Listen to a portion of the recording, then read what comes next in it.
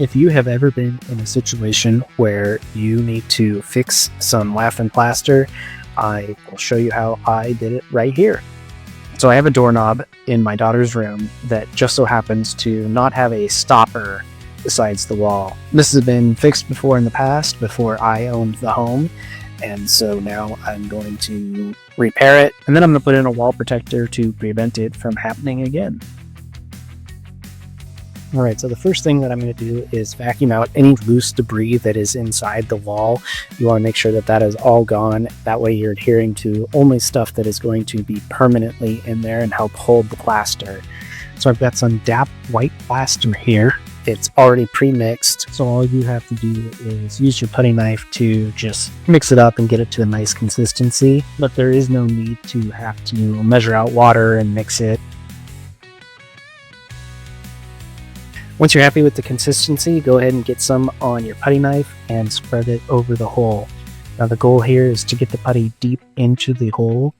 Sorry for the bad camera angle, I'll fix that here in a second. But you just want to get that putty in there as deep as you can. That way it will adhere to the stuff on the inside and you won't have these hollow pockets. I found that while I was doing this hole in the wall, it was best for me to pull the putty knife upwards once it was completely full, and so I kind of press it in there and just kind of work it. So my whole plan here is to just get a good base layer of putty in the hole. I'm going to let it dry a little bit, and then I am going to add another layer.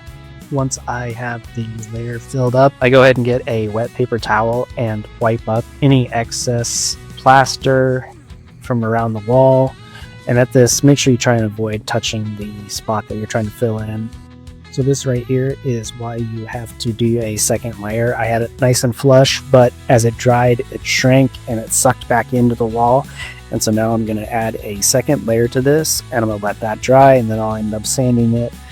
What I forgot to do was block the door from being able to be shut, and my dog walked by and pushed the door open while it was drying, so I had to do another layer.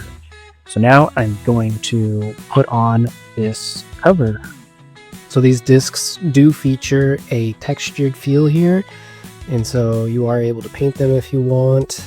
And then here on the back side it does have foam, and so it will work on textured walls. So this wall has some texture to it, and it obviously has a repair, but it would just stick right over top of that, just like that.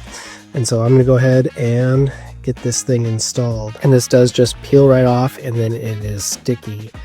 So once you peel it off, it looks just like that. What to do is get it where you want it, line it up with the wall, and press. And there we go. Now the door is going to hit that rather than my lath and plaster, just like that.